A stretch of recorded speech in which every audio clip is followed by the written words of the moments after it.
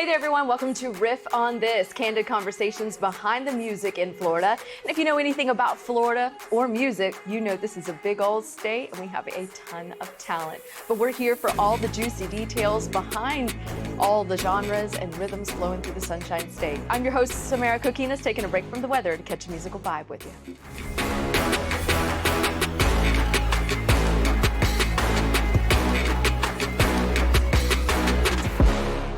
And in the studio today, I have the pleasure of bringing a close family friend. Heck, you are family. Everyone, this is Brad Yates. Welcome to the show. Thank you. So, Brad, okay, so how long have you been? Just tell everybody how long you have been a family friend. Let's get real.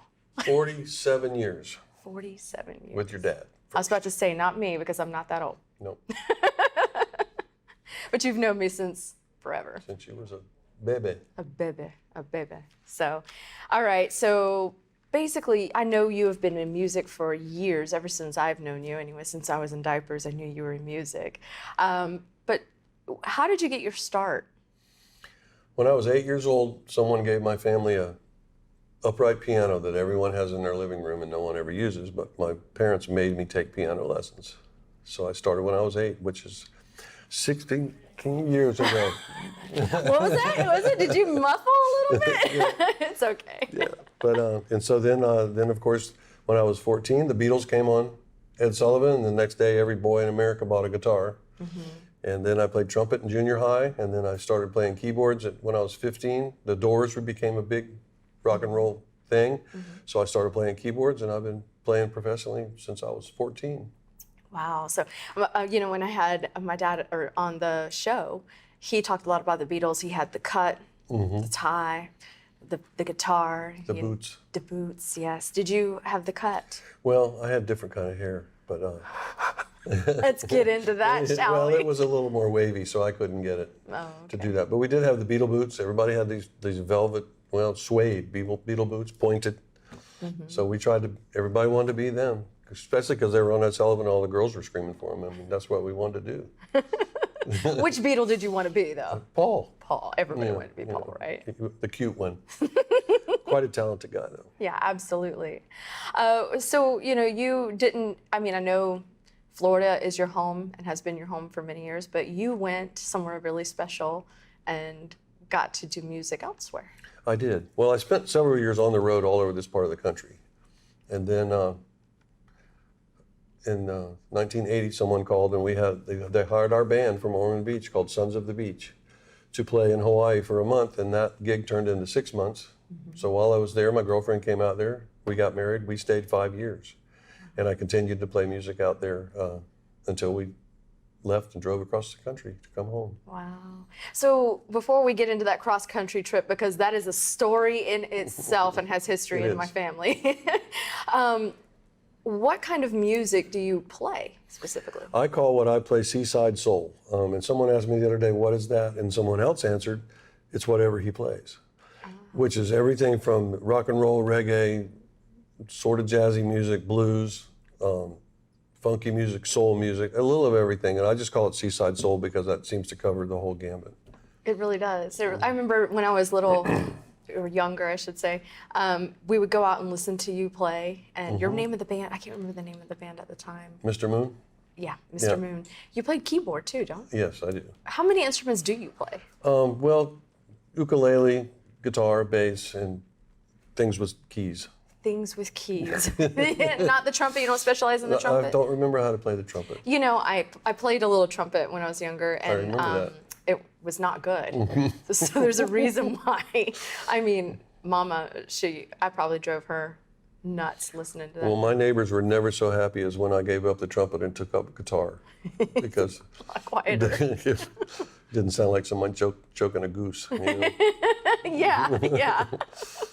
So before we get into you playing this awesome ukulele, let's talk about your trip. Or actually, let's talk first about some experiences that you had in Hawaii while playing there. What was it like playing on obviously an island, and what was the vibe there? It's very relaxed. Florida's pretty relaxed, especially where we live in Ormond. It's pretty relaxed, but Hawaii is a relaxed times 10. Everybody's real easygoing. There's hardly blood pressure problems, no heart attacks. There's hardly any crime on Kauai, and people are just real easygoing, and they're very full of aloha. Oh, really? Which is, basically, it means a lot of things, but aloha just means welcome and love and caring and thoughtfulness. What's your favorite term that you use? In Hawaii? Can we say it? Okole maluna. Okole maluna. Okole maluna. Okole. That means when you have a drink, bottoms up. Hey, I like So that. your okole is your bottom, and maluna is up. So okole maluna. Oh, nice, nice, nice. So in the 5 years that you were there, what do you remember most about the island? I remember everyone either plays or dances or sings. They love music, and they also are hugely focused on family. They're all about family. When there was a luau or a party or anything, there was what they call the titas, the older folks, and the grandmas, and then the little babies, and all in between. Nobody was eliminated or excluded. It was all about family all the time, and I really learned a lot about that. Really? Yeah, I was really appreciative of that. Ohana, right? Ohana. You know where I learned that from, right? Where? Lilo and Stitch. Oh, well, there you go. Because Ohana means family. It does. It does mean family.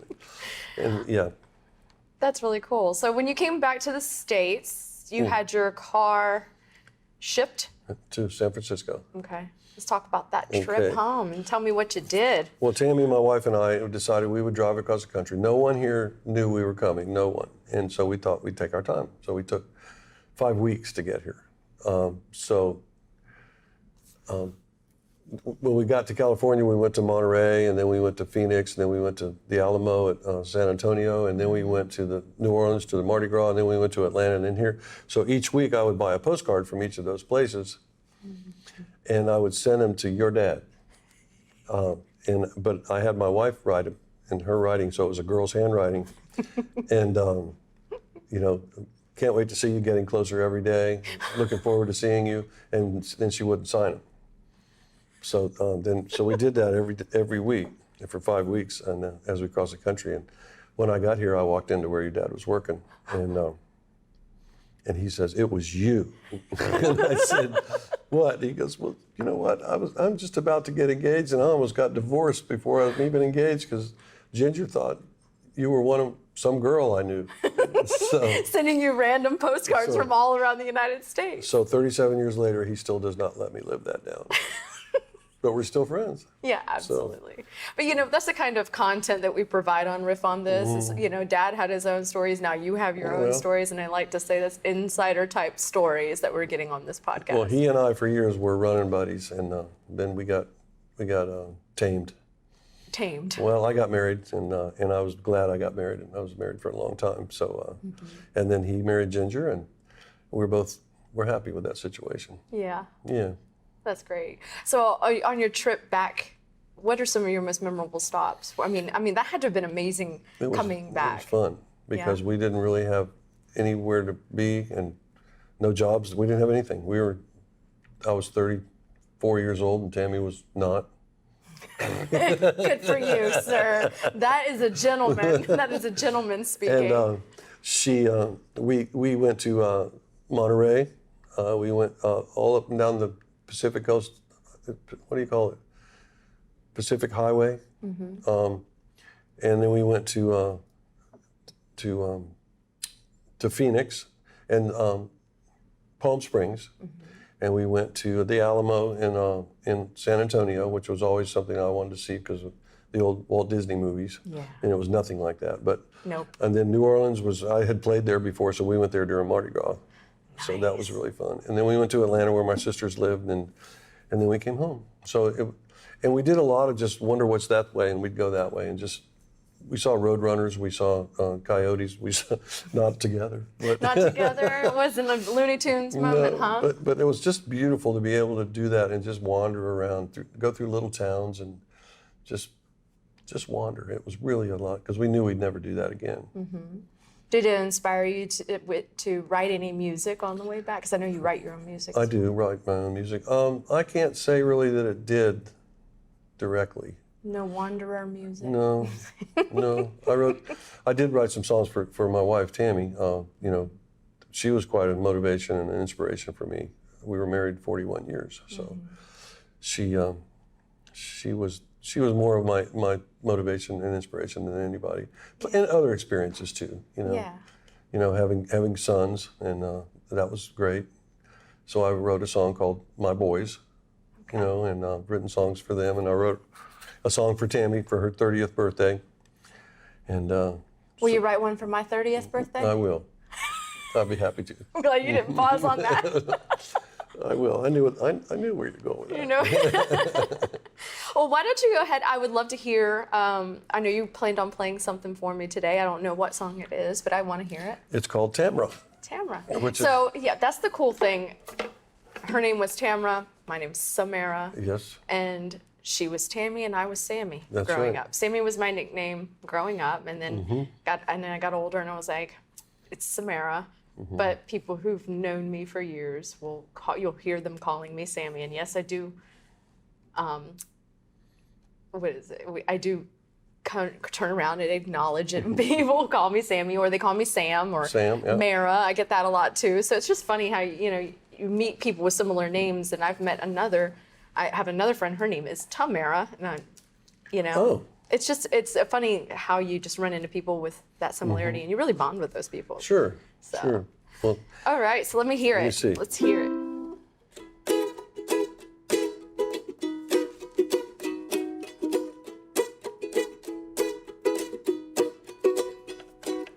Tamara, Tamara, stole my heart away. Tamara, Tamara, need you more each day. Friends all said I should leave you alone. All the time I couldn't help it, I wanted you for my own. Tamara, Tamara, your brown eyes pulled me in. Tamara, damn ya, this love was meant to be the one that others only find in a dream. Wrote this song to let you know what you mean. Tamara, Tamara, stole my heart away. Tamara, Tamara.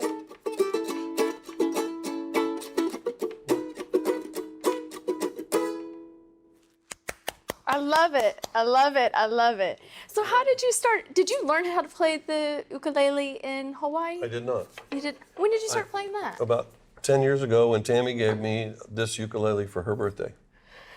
For her birthday, she gifted you. She did. Wow. She got it from a friend that they knew I wanted. They didn't want it, and they knew I wanted to play. So on her birthday, she gave me a real nice ukulele. It's made out of Hawaiian teak. Oh, wow. That's okay. So that's the wood everybody loves to have on their decks and their hammocks. On their yachts and their yachts, on their yacht decks, because it's really impervious to weather. But this is all polished. It's really nice. How long did it take you to learn how to play it? I'm still learning. Still learning. You could hear me if you really paid attention. I had some clams. We call them clams. Clams. When it sounds like you. I didn't hear a thing. So you hit it very well. That's being a professional. You don't know that. Yes, exactly. Nobody's going to know. If you don't make a face, nobody knows. Right, right. But it's unique. Do all ukes have 4 strings? They do. Okay. And some of them are tuned different. This one's called a soprano. It's My Dog Has Fleas. My dog has fleas. My dog has fleas. That's been an age-old tuning for instruments. And then there's another one called a tenor, and then there's another one called a baritone, and it's larger, but it still has 4 strings. Nice. And you love the sound of it? I do. I do too. It gives you happy vibes Well, when you listen you to can't music. play a sad song on it. No. I mean, everything becomes Disney as soon as you play the ukulele. You're right. It was very Disney. You're like, wait a minute, you can't not be happy here. Well, So is that kind of like the trend over in Hawaii? Whenever you hear the music, it's all kind of like very just. it is. Even if you can't understand when they're singing in Hawaiian, of course, a lot of people have heard that fellow Israel Kamakawiwioli Yes. that did Over the Rainbow. And I mean, it's sometimes even ethereal, but it's real sweet and warm, you know? Right. Just really. Anytime it's played or enhanced in movies, it's always like a happy moment or an ending or a Disney moment, as you like to call it. Yeah.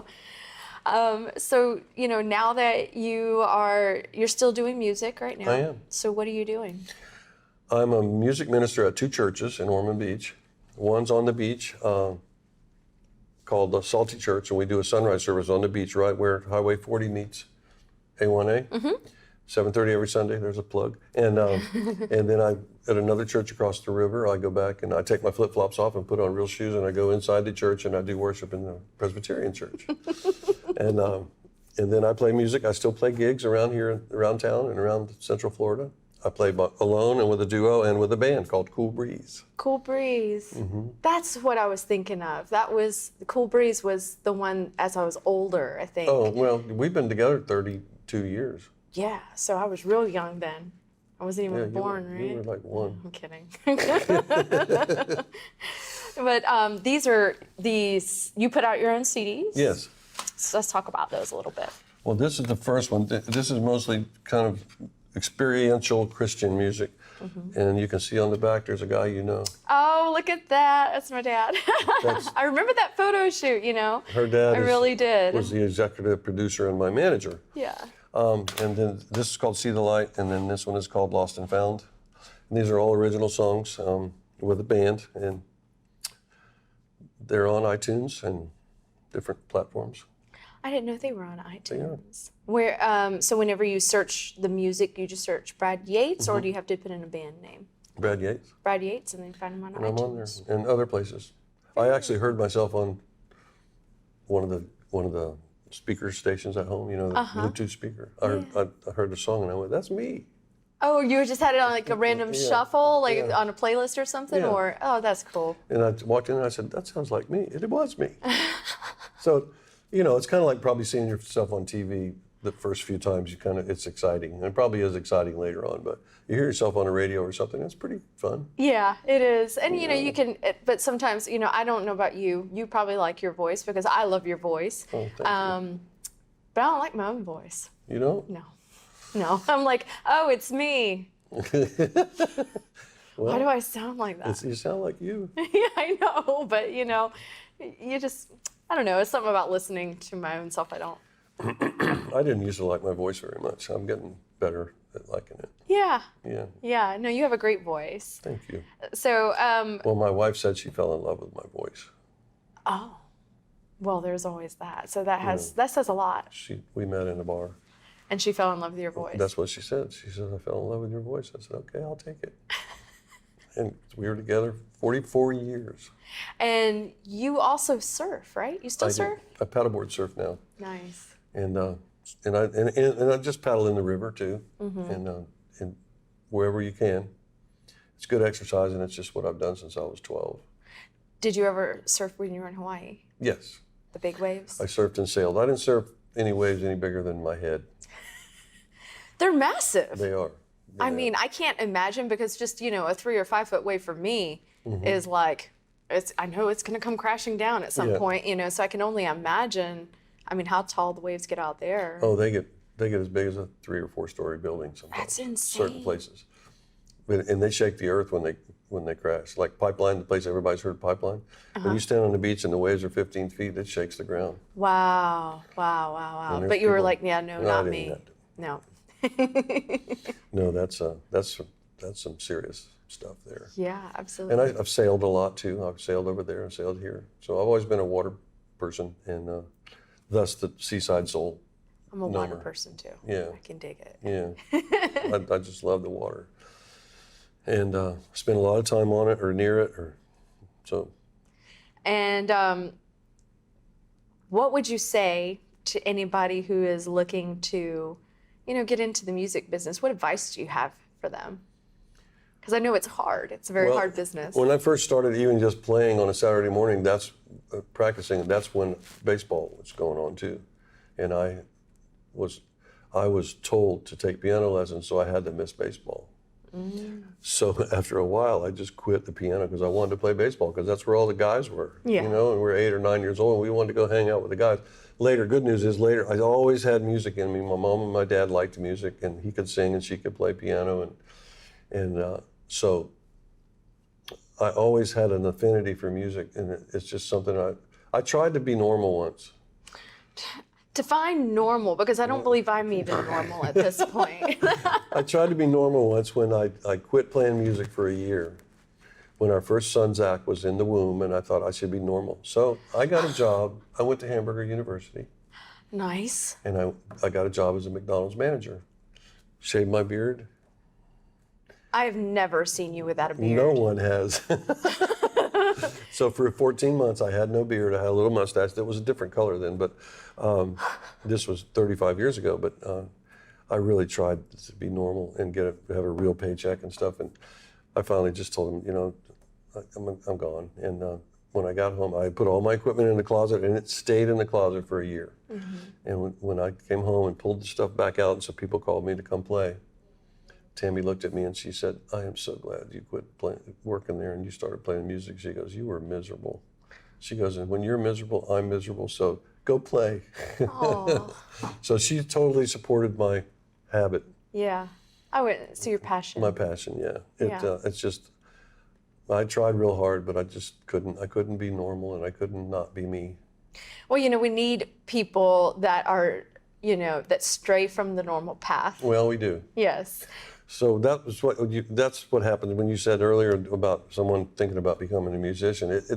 You do have to give up something to get anything else, whatever it is. When you want to go do something, if you need to rehearse, then you should do that. If you don't get good at something by not practicing, whether it's soccer or anything, needlepoint or whatever it is, if you want to be good at it, you have to do it. And sometimes that means give up something else. What does it, when you play your music, what does it make you feel? That's my happy place.